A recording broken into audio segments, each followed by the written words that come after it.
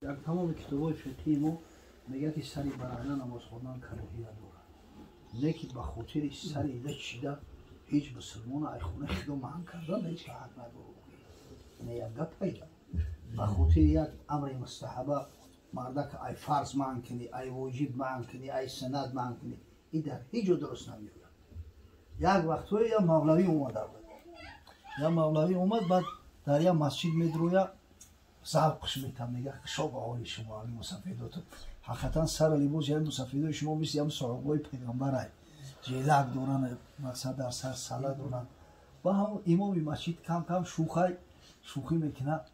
و میگه حضرت این گپای باید اون کسی که اگر ما بود سر ریش اومدم اصلا خالی در فرقی سرش یه تمه کوان همین کم میگه زیق کشید اون مولوی که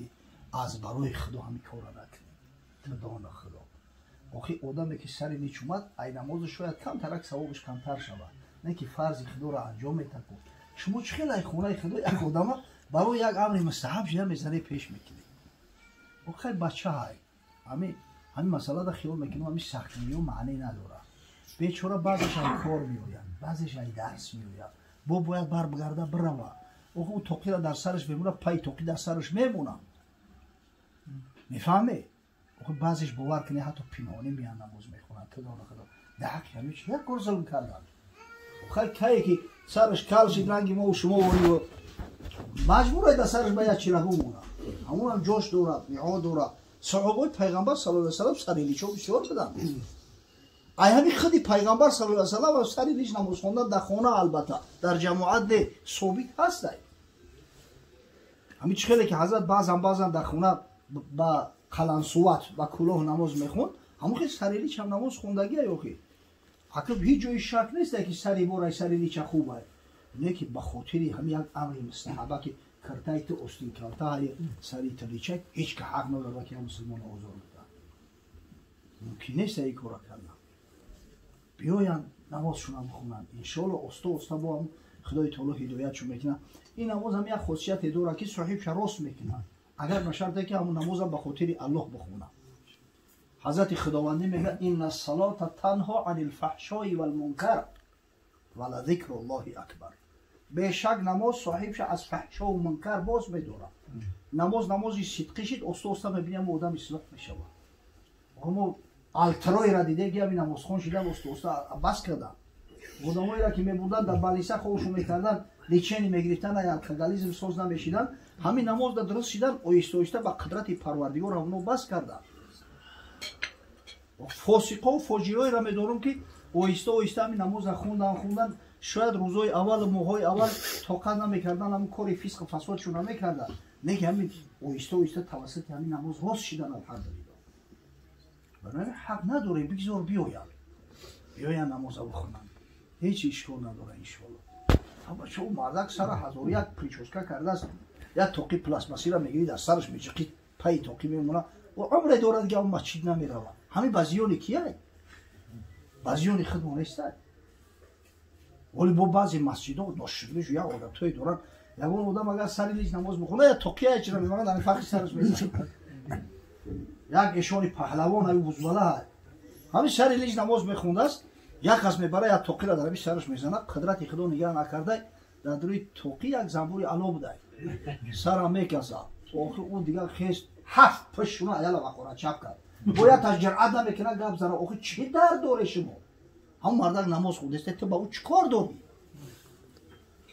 در همه کار پیشبرته اقلک تو چند ریشنی ثواب میگیری بونوس میگیری خیلی بیچاره هم را نمیگیره لیکن نمازش میخونه خود در پیش پروردگار این مسئله قدر مسئله مهم جدی نیستند بعید هم مسجد نرفتن وزمین تره مسجد نمیره یا این گناه های اخی پیغمبر صلی الله علیه وسلم به حد اما شخصایی را که مسجد پیش خونه شون هست نمیروند سخت گرفته یه حضرت لا صلاة لجار المسجد الا فی المسجد حضرت میگه شخصی را که در همسایگیش مسجد نمازش در غیر مسجد قبول نیست من سمع نداء فلم یأتی فلا صلاة له کسی صدای اذان میشنوه و به نماز نمیروه به مسجد نمیره نمازش قبول نیست الا من عذر مگر به عذر وقتی حضرت گفت مگر به عذر بعضی از صحابه گفتن یا رسول الله و من عذر عذرش چی است خونم یا مهمونی به نماز بیایا همین عذر شده میتونه زمینم کم ترکش پوبل نکرده گفتم امرو خلاص کنم همین عذر شده میتونه نویربانو موندیان در خونه همین عذر شده میتونه حضرت گفت نه عذر فقط دو چیز است خوف او مرض یک تاش ترس هراس حقیقتا اگر سالی نتیجه باشه جنگ جدال باشه همین راه در خوفه که یگون زرمه میخری یگون تیر میخری دویم باشه همین بیماری شخصی که بیماره حقیقتا امکانی رفتن نداره همین ضرورت عذر فقط همین میشه دیگه یگون چیز دیگه نیست وقت هزار چیزا بهونه میکنیم نمیدیم بعد تحصیل یادی یکی بود موخ شما یا با سواد میگرد چی میگرد تو من خیال میکنم نمازشو پیش خدا قبول نیست حضرت یه روز همراه جماعت نماز خون این حدیث امام بخاری است در صحیح ترین کتاب اومده شش تا به عربی داخل مسجد شد نگاه کرد که علاقه مردم نماز خوندن در همین یک گوشه هم دانشگاه خیلی خوندش و تیز خوند بعد حضرت نو دید در پیشش اومد سلام علیکنی حضرت گفت ارجع فصلی فانک لن تصلی بگرد در سر نماز خوند که تو نماز نخوند با رفت نماز خوند همون خیلی سروسیما گشت اومد حضرت با امرش کرد ارجع فصلی فانک لن تصلی برای نماز تایسر بخون که نماز نخونده وقت بارش سیم نماز خوند و اومد که با حضرت گفت ایسر بخون گفت یا رسول الله ما همین قدر میتونم با حضرت تعلیمش داده است نمازه گفت قم حتی تطمئن کل عضو منک در قیام همین کلبش که تمام اعضای بدنت آرام بگیره نمیدونم شک میزنن این مردم چون میکنن در همون قیام دیتا قرار ایستاده نمیتونن صحابه میگه هم در قیام طرز می ایستادن که بعضی پرنده ها خیال میکردن یا یگون ستمن خوسان می اومدن در بالای سراشون میشیشتیان ثم ارکع حتی تطمئن کل عضو منک بعدا میگه رکوع که در رکوع مقدار بس که تمام اعضای بدنت آرام بگیره ثم ارفع رأسک حتی تطمئن کل عضو منک بعد یو وقت سمع الله لمن حمیده میگه این همین حالت قومه میگن همین وقتی که هم قومه کردی به حد بس که تمام اعضای بدنت آرام بگیره تدان خدا آخی امامام رعایه نمیکنن مردم کجا رعایه کنن همین قصر و سیمه هستیم حضرت در هم قومه اگه در اینجا معلومه تسبیح های حضرت در رکوع و در سجده در هم قومه وقتی همین سمع الله لمن حمیده میگفت همینجا میگفت است که ربنا ولک الحمد حمدا کثیرا طیبا مبارکا فیه اوخی اگر همین بگیم هم اعضای بدن به آرام میگیره هم نماز به تعدیل میشود چی کم بودی میشود همین آدمی که نماز تیز میخونه نسبت آدمی که نماز به حضور و استا میخونه ممکن همین 2-3 دقیقه فرق داشته باشه همون 2-3 دقیقه را چیت میته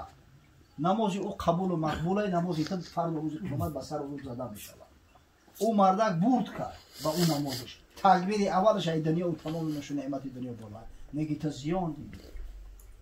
نهى رسول الله صلی الله علیه و سلم عن نقر کنقر دیک او کنقر الغراب پیغمبر از دانه چیندن رنگ دانه چیندن خروز منع کرده است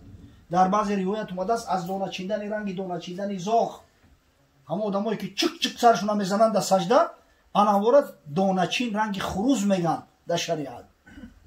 پیغمبر نهی کرده است که همین کارا نکنه ثم اسجد حتی تطمئن کل عضو منک وقتی سجده کردی در سجده همون مقدار بیست که تمام اعضای بدنت آرام بگیره میگه ثم مجلس حتی تطمئن کل عضو منک بعد بشین مقداری که تمام اعضای بدنت آرام بگیره در همون جلسه یا جلسه همون ششتنی بین دو سجده حضرت دعا میکرده است در سنن ابو داود روایت اومده است حضرت میگفته است که رب اغفر لی وارحمنی واجبرنی وارزقنی وحدینی و عافینی این دعا را بگید خدایا مغفرتم کن خدایا رحمتم کن خدایا گناهام جبران کن پروردگار رزق روزی ما وسع کن خدایا از آفت ها نگه هم بدار این را بید پروردگار را هدایتم کن بهترین دعا دعای داخلی نماز است از دعای داخلی نماز دعای زورتر نیست و برای نماز فرض کن دعایی که در داخل نماز کرده میشه همین با سرعت برق پیش پروردگار قبول میشود. آخه همون در جلسه که اگر همون امام همین دعا را بکنه مردم هم بکنن هم انشالله نماز کاملی خشرو میشود، هم جان مردم میدمه، هم انشالله دعا را اگر خدای تعالی اجابت کنه اینقدر برکت داره. لیکن افسوس که نمیکنیم، نماز درست نیست به این شکل صورت. پیغمبر خدا صلی الله علیه و سلم گفت اسرق الناس الذي یسرق من صلاته. ای همه بدبخترین دزدها، دزدترین دزدها کسی است که ای نماز خودش دزدی میکنه. سوالش کردن که یا رسول الله کیف یسرق صلاته، چه خیلی نمازش دزدی میکنه، نماز چی داره که میدزده؟ حضرت گفت لا یتم رکوعها ولا سجودها.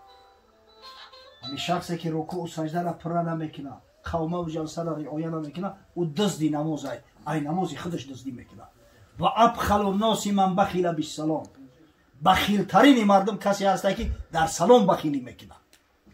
یا مسلمان میبینه و سلامش نمیده. برای این نماز یک خشوع داره، یک ملایمتی داره. او نماز میگم که پیش پروردگار او آیا قبول میشه و یا نمیشه.